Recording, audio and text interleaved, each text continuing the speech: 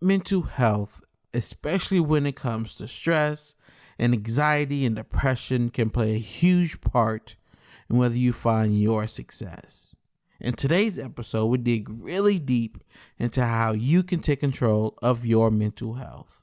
So stay tuned until after the music. You're about to listen to a great episode of the Laz and B Experience podcast. Within this episode, my hope is that you obtain something that will help you find your success. So grab a pen, get your paper, your favorite snack or drink, and really listen to what I have to say. I truly believe it can be what you need to get you to your next level in life. So grab a seat and enjoy the ride, and I'll see you on the other side.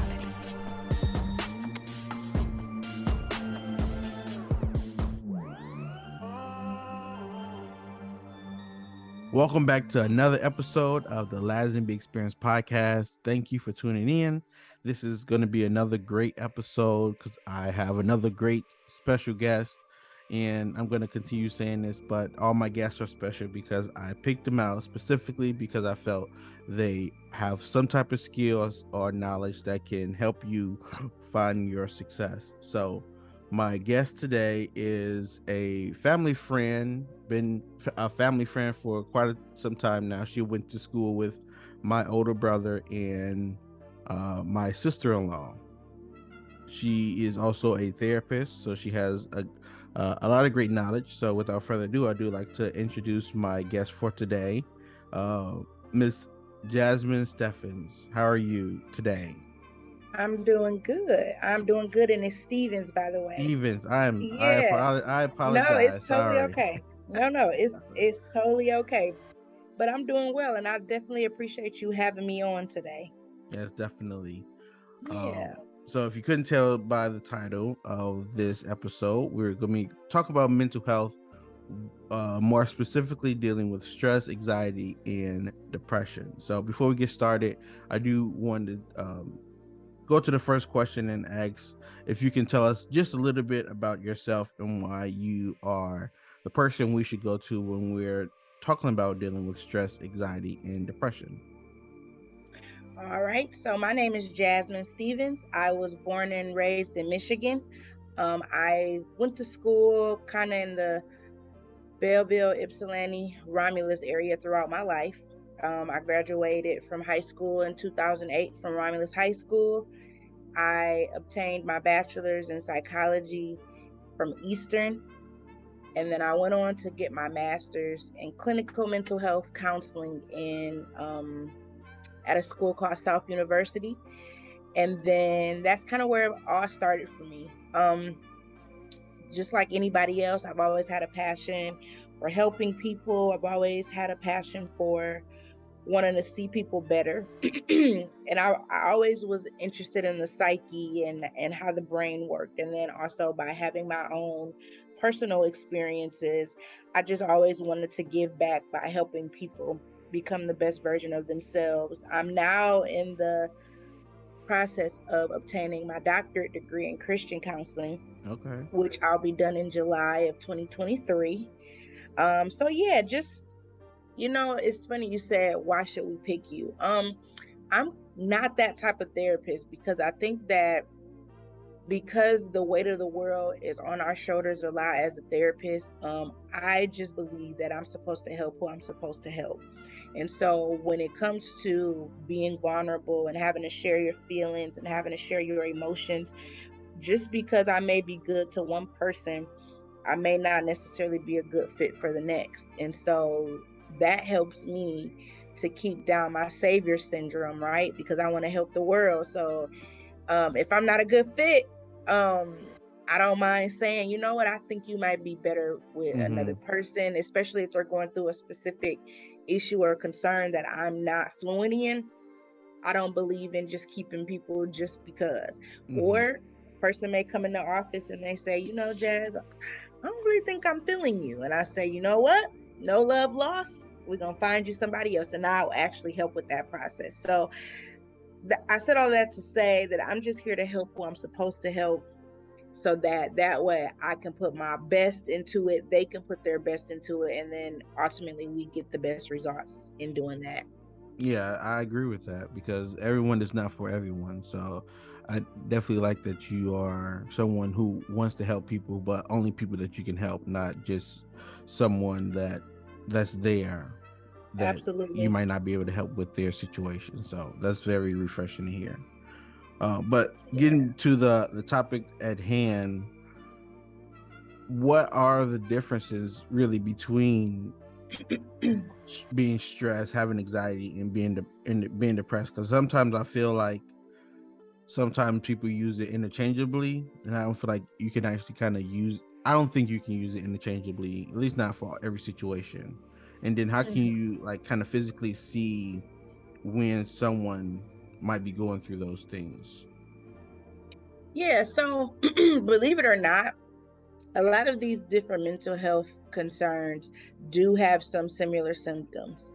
Mm, So let's start with, so stress is not necessarily considered a mental illness, but it is something that is caused by, different life stressors. And so um, I like to call stress just the moment we overextend, right? So sometimes we want to complete a task, we want to complete things or do things that may not necessarily be in our physical power at the moment. mm, So that can look like something like um, maybe trying to complete a task and maybe you didn't plan well, right? So maybe you are overwhelmed because you're trying to complete something. And so that will produce stress. And so, stress, a lot of times, there is a physical, emotional, and mental component to stress, right? So when you're stressed out, you would normally find yourself physically, it can create health issues. It can create like a heart attack or stroke. It can also create overeating, undereating.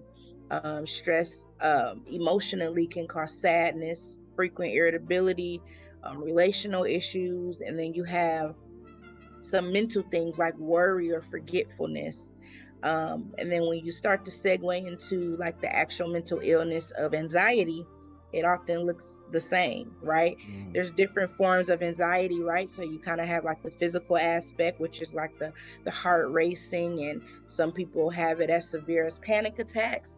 And then you also have, sweaty palms or palpitations or things like that. But then you also have the mental part of anxiety, which is the overthinking or the catastrophic or um, fear of the worst possible scenario or any cognitive distortion related to some skewed view of life based on your experiences. And then you have depression, which most people, I do believe, sometimes don't necessarily understand how it works because sometimes, you know, we have this thing called a blue mood, and a blue mood is normally just a period of like maybe 2 weeks or less where you're just kind of feeling down. mm-hmm, Um, Depression kind of goes into like when you're having these symptoms, like more like 3 to 6 months or more. mm, And again, that's not to say that you may not have feelings of depression, but we couldn't necessarily diagnose a person with depression that's only been feeling it for 2 weeks because it could just be an adjustment, right? Something happened in your life that caused you to feel down. And so now you are reacting or responding to it in a way that your body is just had a shock, right? So that looks like, loss of interest in things, frequent sadness, tearfulness, um, inability to perform like your daily life activities and things of that nature. So again, all of those things, they do kind of bounce off of each other. mm-hmm. Um, Ultimately, there are some distinct differences, but they all can look and feel the same, which is why it's good to check in with the mental health professional to kind of help you to see, because sometimes anxiety causes depression or depression causes anxiety.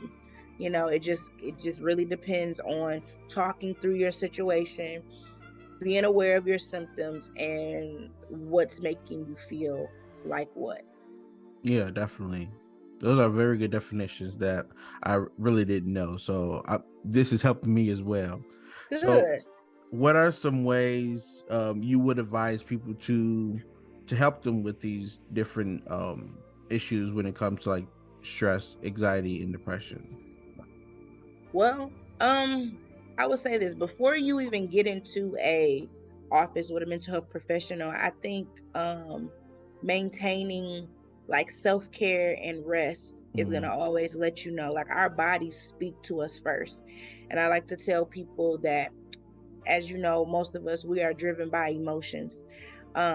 We're not supposed to be led by them, but they are an indicator. I like to look at them like a service engine light, like something's wrong, right? Mm-hmm. And so checking in with yourself and having supportive and trusted relationships to be able to say, I don't feel like myself, or something's off, or I know that a lot of times we have goals, and there's a difference between laziness and just simply needing to rest. Mm-hmm. So if you are in a space in your life where you're overwhelmed or you're burnt out, you're not going to be able to complete tasks effectively. So being able to check in and know, okay, like this is a period of rest for me, will be easy for you to identify what you are at a capacity to do. Because a lot of times, unfortunately, our society tells us work hard, sleep later. I don't Mm-hmm. believe in that method, Mm-hmm. because if you're not at your best self, you're going to lack somewhere. Mm-hmm. So making sure that you are taking care of yourself mentally, physically, spiritually, emotionally, and financially. Because believe it or not, financial strain causes mental illness sometimes. I can Um, definitely see that. yeah, and it sucks because obviously money is one of those funny things. We need it, but too much of it could be an issue. Too less of it could be an issue. So it's Mm-hmm. kind of like depending on your mindset and how you view things. So yeah, I think first thing is just checking in and recognizing that there's something wrong with your body. And then again, once you make that recognition, going and talking to someone, even if you aren't necessarily ready to come into an office yet, going and talking with someone like a trusted friend or a family member or something, and say, hey, I don't feel like myself. um, and then if that route does not seem as helpful, then coming and checking in with a mental health, because to break the stigma, a lot of people think that you have to have some type of severe issue to come and see a therapist. I have so many different people that come in just because they tired of their kids, and I just need somebody to just talk to for a second. And it's like, okay, you can come sit on my couch. Mm-hmm. Whereas then we do have on the opposite scale, the more severe issues, but just checking in, it's a good thing to do because it gives you permission to always be balanced and not necessarily trying to overwork. And then you've overworked, and then now you've created, or now you feel all the issues, and you could have caught them early. Mm-hmm. So Yeah. we all know about therapists, especially in today's society where mental health is becoming more of, I guess, a mainstream topic. But you also Okay. talked about mental health, or you said, what was the term? Mental health specialist. Okay. So who are some of those people, or what are some of those resources that people can go to help them with these problems or issues? So when it comes to like an actual licensed or a certified person, so the highest rank is going to always be the psychologist, right? They have and the psychiatrist. So they kind of go hand in hand. The psychologist part are the people who kind of do talk therapy. They can do a different um amount of like batteries are kind of tests to kind of help to see what the actual diagnosis is. And a psychiatrist is going to be more medication based, so they can just prescribe medication. And a lot of them, you'll find you're going to not only have the psychiatrist, but you're also going to have the psychologist working with them, because the psychologist will kind of deal with like the talk therapy part.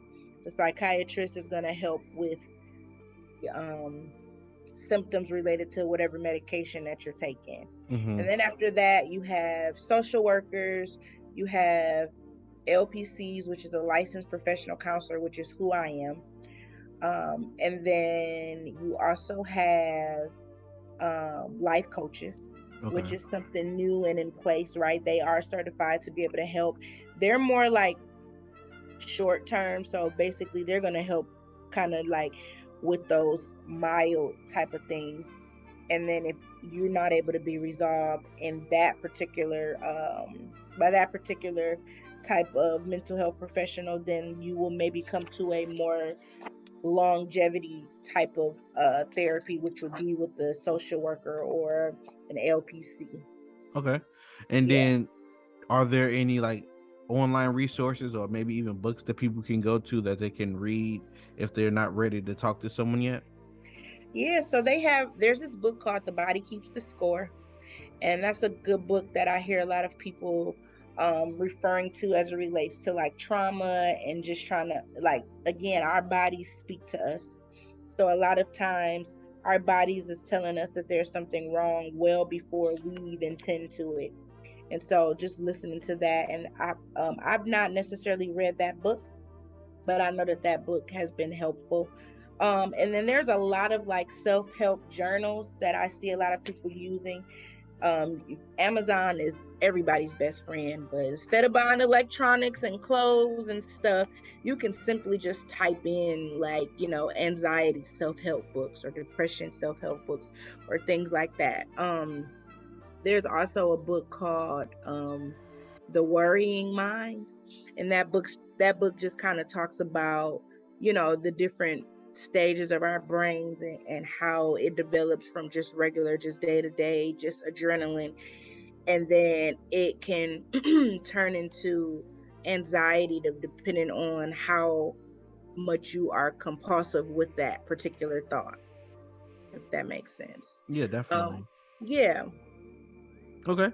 So let's move on and Hmm. let's talk about some triggers. So, Okay. what, I guess, basically, what are some triggers that people can have when it comes to these three um, mental health problems or issues? Well, what I find the biggest trigger to most things is relationships.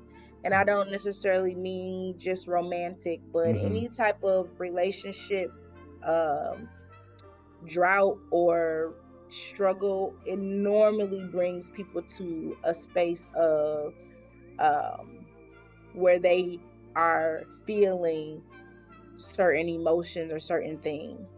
So I believe that's the biggest trigger. So a relationship or the lack thereof, meaning like a relationship that they may desire, but it's not effective or it's not healthy, that Mm-hmm. tends to bring on those type of things.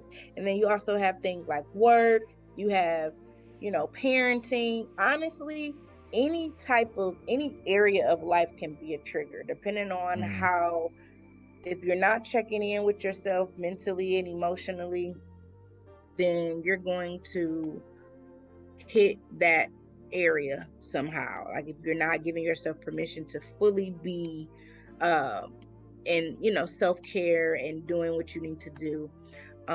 Again, making sure that you are listening to your body, paying attention to your mood and how it changes. Those are all triggers that there's some type of strain going on in your mental well-being. And so again, I like to say, if you don't feel like yourself, you need to check in. Even if it just comes up to be like, oh, I was just tired today. Mm. I would rather you know that for sure versus just assuming and then you don't, and then it ends up being an even bigger issue. You see it all the time in physical health. A person may have a issue and then they're like, oh, it's just heartburn, and then they end up going to the doctor and they're having a whole heart attack. And it's Mm. like, I mean, like, we don't know our bodies the way that doctors know our bodies. And I'm not saying that to say that sometimes we're not aware of what's going on, but I believe that they're put in place to be able to help us to be able to be certain. Because again, unless you are in the profession or you are heavily studying what your symptoms are, we need an aid to be able to help us to know what's going on and what's wrong. Yeah, definitely. So when it comes to being stressed and having anxiety or depression, is this something that you feel that people can get over as far as like not having to deal with it again, or do you think people who have these issues like continuously have it throughout their life and they have to like kind of figure out how to deal with it when it comes up? Well, that's kind of a difficult question. Only because it just depends on the person in general. I have seen people. My door is a revolving door, meaning that we may have worked previously, and then maybe a new thing has happened in your life, and so now you want to come and work through something else. You do have some people who kind of have more of severe cases of like depression and anxiety, and so it's something that they more so live with. So they have a little more of a longer period of the symptoms. And then you have some people who are kind of like it's triggered based off of situations. So to answer your question, I do think if people become very in tune with themselves and utilizing the tools and the strategies to help wiggle people out of these particular issues and concerns, then yes, you may have a point where you don't ever go back to those symptoms. But sometimes, depending on how well or uh, how you deal with stress, you may have another period where you feel it, or you may have another period where you're feeling depressed. So it just depends on how well you are utilizing the strategies and the tools to kind of stay connected with yourself emotionally, um, to be able to determine where you are with those different symptoms. Yeah, that definitely makes sense. um so going on, does the type of or sorry, does the time of year or maybe time of month or week or even the time of day or even the weather, does that play a role in people going through stress, anxiety or depression? I think it does. Not everyone, but I do think more of the milder weathers, like definitely this season we're approaching. We have something called SAD, which is seasonal affective depression, and so because of the sun not being as vivid, um, it causes people to have a different type of depression. So we have a happy neurotransmitter called dopamine, and that's what keeps us happy. That's what keeps us. Mm, And so sometimes when there's a lesser amount of that, that causes people to be down. So they have these different type of like LED lights to that people can use that will mimic that of the light of the sun to kind of help them in this particular season. Um, I do think that the winter, kind of like fall, I'm gonna say maybe like October to March, I see more people coming into to the office for like mm, depression. Now you do have it all year round. I have some people in the summer, but you don't see it as much in the summer because a lot of people are they have less stressors a lot of the times, maybe due to their life and what they have going on. So they have more things to kind of occupy their time. um let's see, you said months, time of year.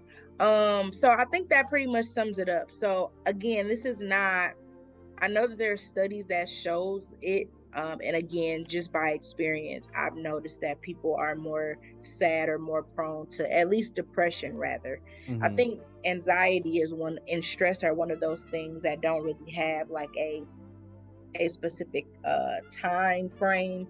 It's just based on like life stressors or Mm-hmm. what that person is going through. But depression, I do think um could be based on the season or um things of that nature. Yeah.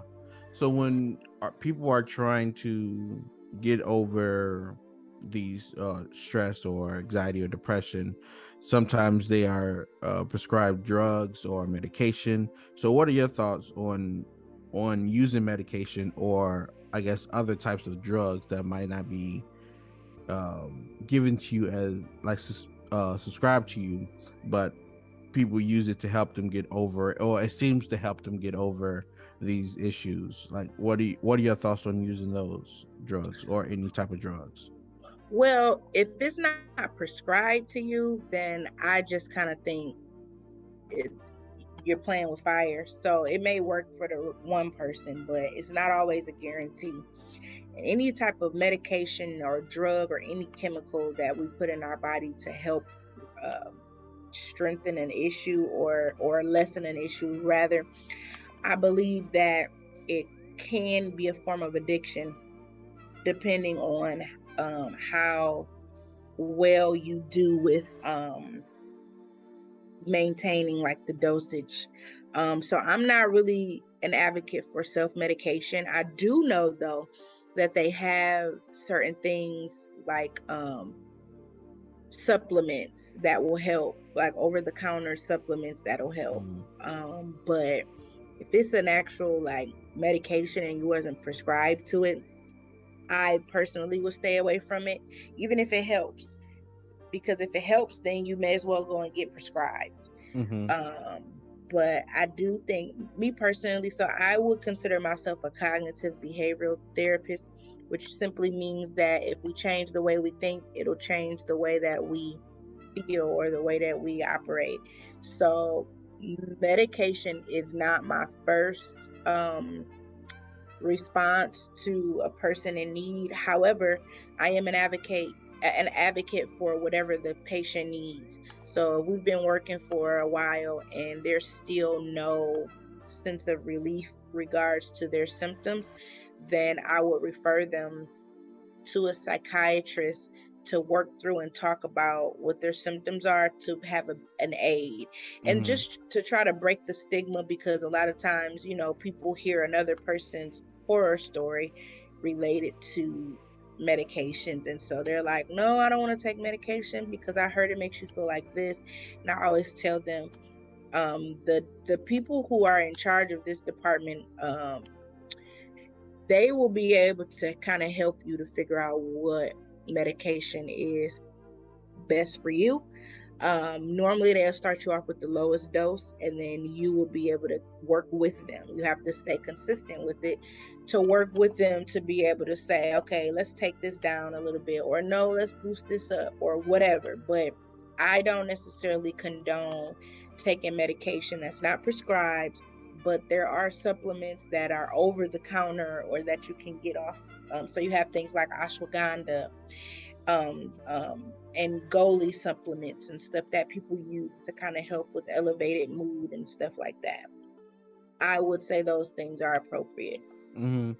So, I mean, even with medication or prescribed medication, people can get addicted to them. So, do you have any, I guess, ways or advice on how to like keep that at a minimum or be at a minimal risk of being addicted to any prescribed medication? So I am not an expert in that area, Okay. but um, what I do know is that, again, keeping up with your psychiatrist and being able to help them understand your symptoms and everything, I believe that they will be able to help. Most people who are addicted are in denial. Mm-hmm. Um, so I don't know that a person would say, hey, I'm addicted to this medication. But if you keep up with your doctors and the people who are helping you in this matter, I think that they will start to see certain patterns um, that will kind of help determine. I'm not an addiction therapist, so um, I don't have much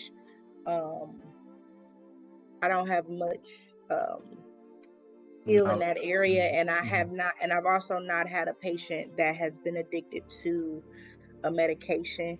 So I'm not sure how to answer that question, but outside of just the regular, just the people who are involved in your care will be able to help kind of determine, where you are in that area as far as the medication and how well you do with it, and are you more um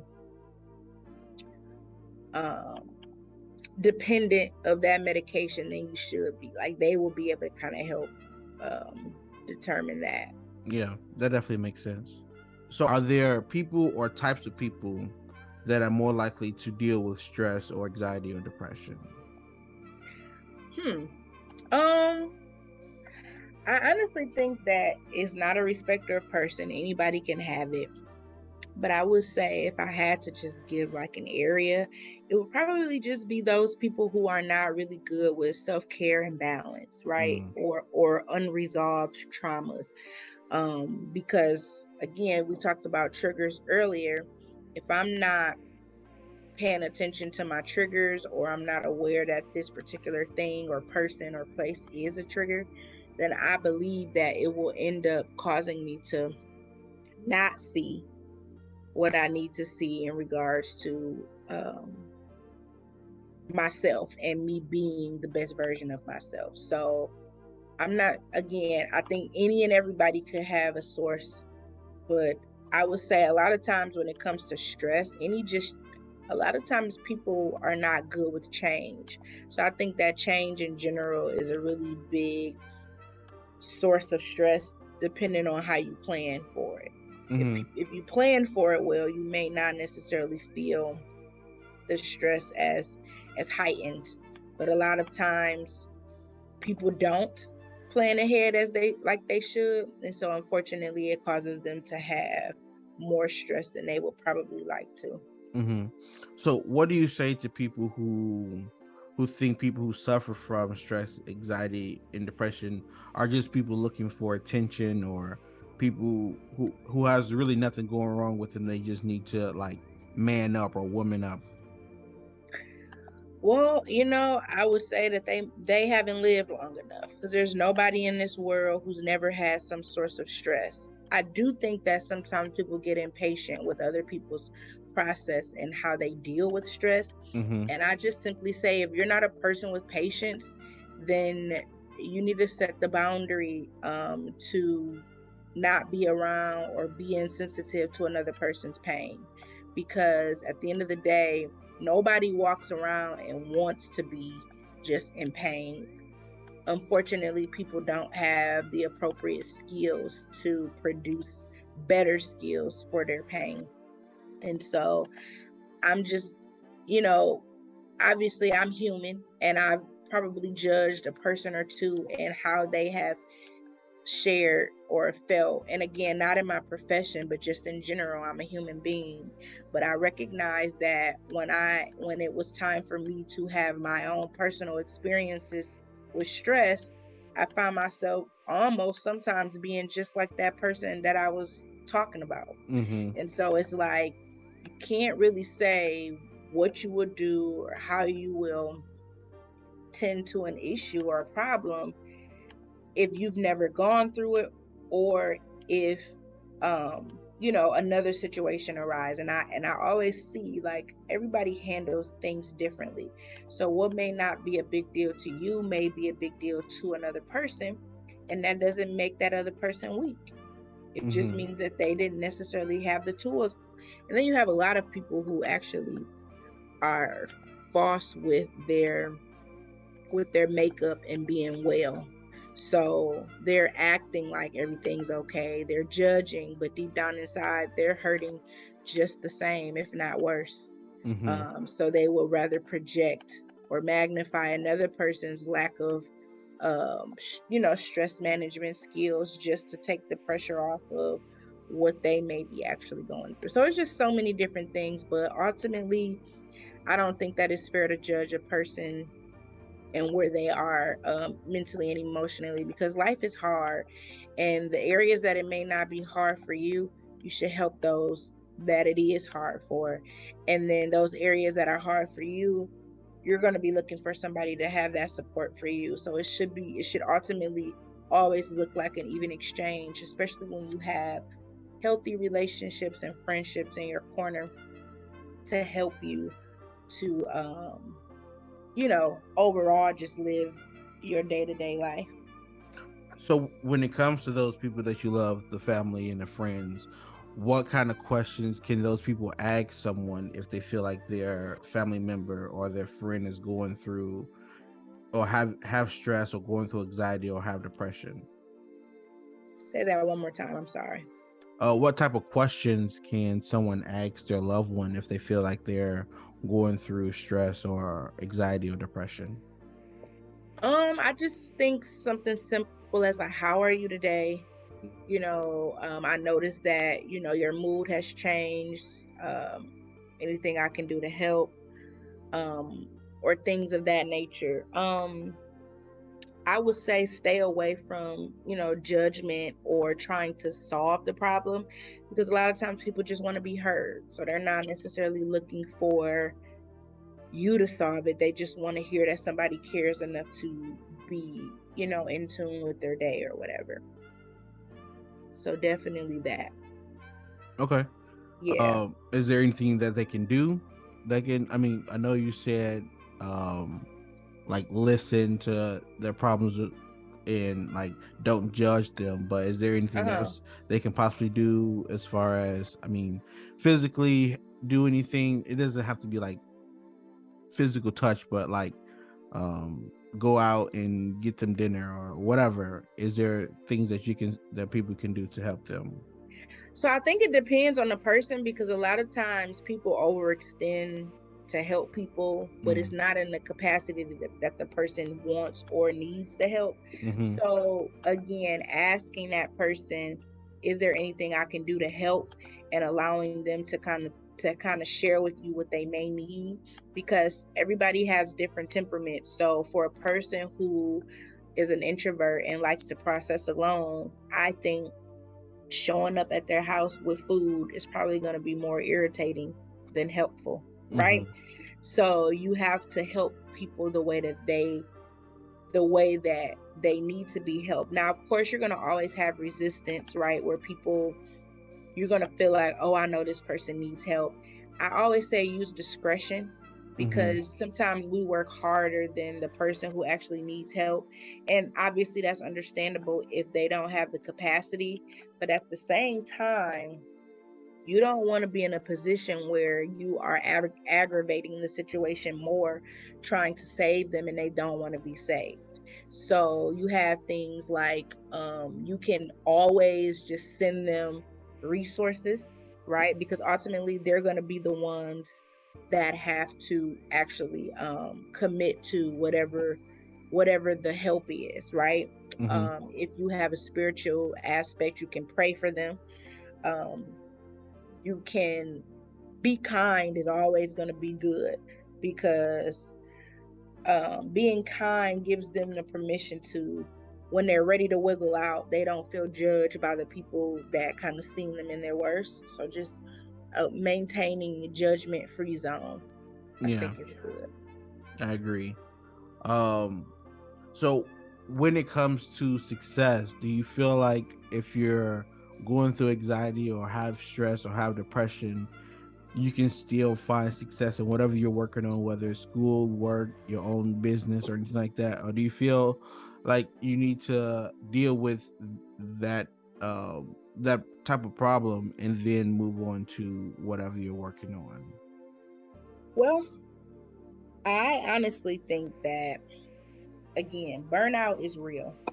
So I believe that if you are hitting a space in your life where you are overwhelmed and you can feel the stress, I think that you should pause if you're able to, whatever it is that you're doing, so that you can not cheat yourself by giving the bare minimum. It's Mm-hmm. okay to rest. It's okay to pause. I honestly feel like I am in that particular season right now. I've been an entrepreneur or a full time entrepreneur for a year and a half now, and I have reached my capacity of a lot of things. So I gave myself a year to just do what I need to do for myself, make sure my health is intact, make sure I'm spending time with the people that I love. And then also it gave me the opportunity to go back to school as well. But Mm-hmm. I did this for myself because I don't ever want to be a person. And I know a lot of people, they want to keep up with what's trending. And in a sense, it's important, but not more important than my well being. Mm-hmm. So if I take off for a year, and then I have to study what's trending when I'm ready to get back out in the scene. I would rather do that than to burn myself out trying to keep up with what everybody else is doing, because again, everybody's season is different, and so they may have that particular momentum because they rested for the last 5 years. Well, I can't do that same thing if I've been on the go for the last 4 years. Hmm. Like, so everybody is different, and so I don't want to mimic what I see other people. Although other people can be influential and helpful, I don't necessarily think that I need to keep up with them by doing it the exact way other people do. So yeah, you could probably still maintain your goals. It's probably going to be harder to do because you're going to be facing a lot of mental blocks in regard to how you feel, mentally, emotionally, physically. And so I just think that, again, listening to your body and listening to how you feel, paying attention to your surroundings can avoid burnout and allow you to coast and stride towards whatever your goals are versus burning yourself out doing them. Yeah, I definitely agree with you because as I'm currently working on my bachelor's degree in electrical engineering, there are Uh-huh.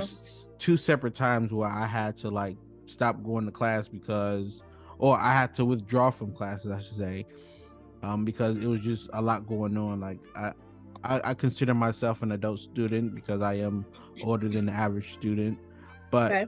like I have to work full time. Sometimes I have to work over 40 hours a week and trying to work on engineering courses because I'm done with all my Gen S and everything. Okay. And working full time can be very stressful. So Absolutely. recently I took like last spring I ended up withdrawing from classes because I was feeling stressed and overwhelmed and everything. And then now that I'm coming back in the fall, I'm realizing like I can't work like I used to when I first started school. Like I can only take or handle one class at a time or two classes at a time. So even Mm-hmm. though like you said, it's like moving, you have to kind of move at your own pace. Like you can't worry about what other people are working on and how other people are being successful. As long as you're moving forward and moving at like towards the goals that you want to go towards, you that's all you should be worried about. So I definitely agree with Absolutely.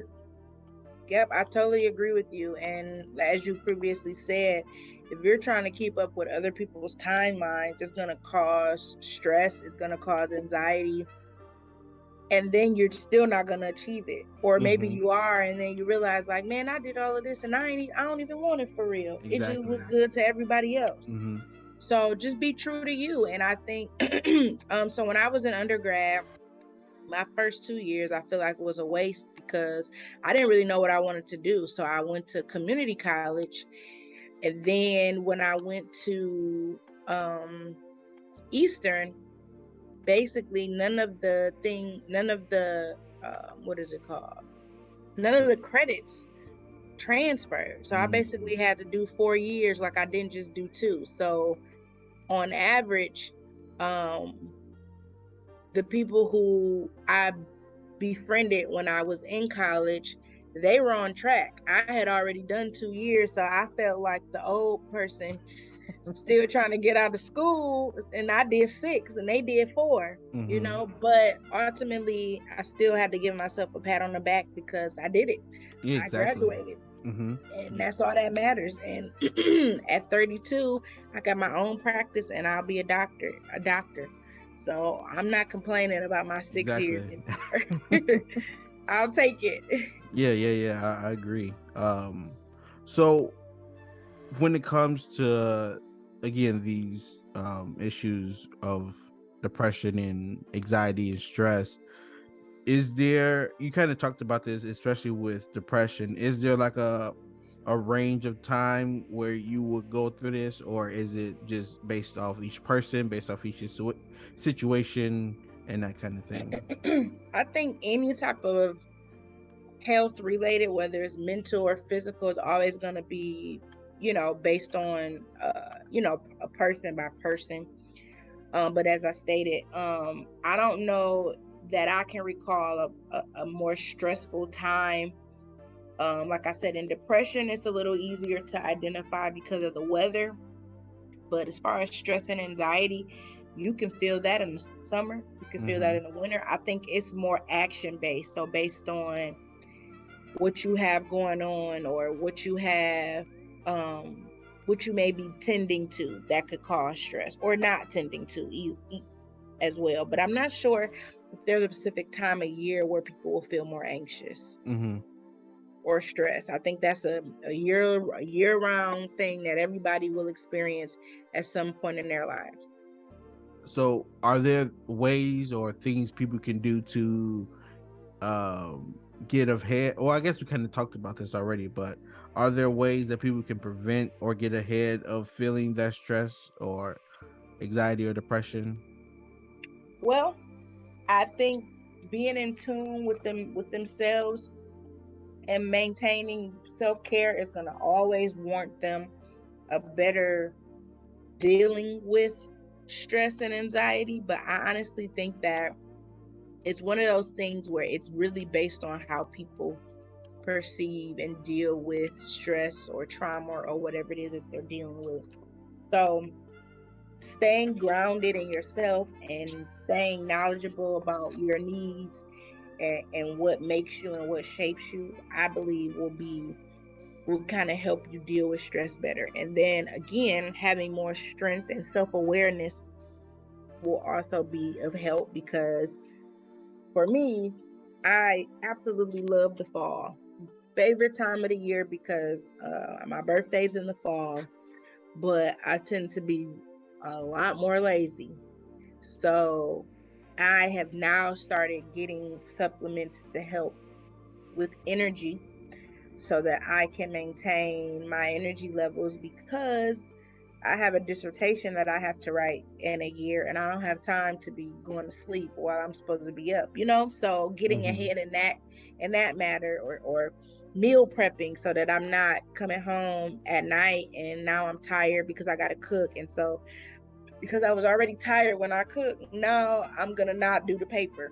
So now I'm stressed because I got to write 150 pages in 30 days because I didn't utilize the year properly, you know? Mm-hmm. So time management is also a good thing, a good source of, less stress and anxiety. And then again, just check in. If you don't want to come in the office, that's fine. We don't bite, but if you don't want to come in, I get it, because everybody was not given permission to accept therapy and what we provide. So if that's you, I'm pretty sure that there is a person or a source that you can go to talk to and to weigh in and to see where you are. So that way you're not just dealing with stress or anxiety or depression by yourself. Yeah, I agree. But as we kind of gear down or wind down this episode, Hmm. um, I do want to ask: is there anything that we may have missed, or any questions that I may have not asked that can be helpful, um, based off the topics that we talked about today? Um, with me thinking swiftly, I don't think so. I think that, if anything, understanding that anxiety, depression, and anxiety, they can have similar symptoms, but getting more knowledge and checking in will kind of help you determine which one you may be feeling in that moment. And this just always doing a check in with yourself. We know when something's wrong. We always know when something's wrong. So whether you choose to be honest about it or lie about it will be totally on you. But we always know when something's wrong. And so if we give ourselves permission to be honest and vulnerable in those times when something is wrong, I think that we will find ourselves not having to deal with the stress of having to deal with emotions that have been I guess not tended to, which causes more stress because now I'm dealing with things that I should have dealt with a long time ago. Mm-hmm. Yeah, definitely. Yeah. So, but nope, I think that we hit and covered everything. And then I guess lastly, if there's just one or two things that you want to make sure that the listeners get away with, like if they don't remember anything else from this episode, they have to remember these two things. What are those? one or two things? One, go rest. Do not let yourself feel like you got to keep up with everybody and everything. You're not behind. You're right where you're supposed to be. Even if you didn't necessarily follow all your goals, or maybe you had a step back, you're still where you're supposed to be. And then the second thing is being kind to yourself. Whatever that looks like, this life is not just for giving and receiving, but it's also just for being able to just be present with yourself and allowing yourself to do what's best for you. This weekend I was able to be off, and I don't plan on doing a thing, and I feel great about it. And I'm not going to let anybody tell me that I need to clean my house or whatever people do on Saturday mornings. I'm going to watch TV, I'm going to eat some stuff, and then I'm going to make up for me having this downtime tomorrow when I am able to, when I get myself back in gear. But it is okay to be kind to yourself and not keep up with what everybody else thinks you should be doing. Yeah, I definitely agree with that. Yeah, I definitely take my time off, and do not do nothing, or I don't focus on any of, I guess, my responsibilities, Yep, and just focus on my self-care. So definitely that's I agree good. with that. That's good. But again, thank you for taking the time out to be on this episode. I feel like this information would definitely help others when it Yeah. comes to, um, if they have stress or anxiety or depression and they're trying to figure out how they can get past it to find their success. But Absolutely. before we end this episode, I do want to give you a chance to, also plug anything or give your information. So if you want people to reach out to you, they can, reach out to you. Okay. So I can be followed on Facebook, Jasmine Stevens. Stevens is with the PH. I have Instagram. It's called Be Inspired with Jazz. Jazz is with an S at the end. And I have a website, www.image-counseling.com.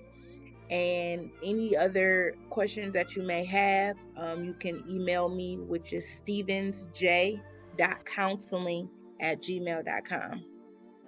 Great. And then I know you have products too that you sell. What are some of those products that you have that you, um Well, those are one of those things that I took a pause on. oh, okay. Okay. Yeah, I do have journal and mug sets though.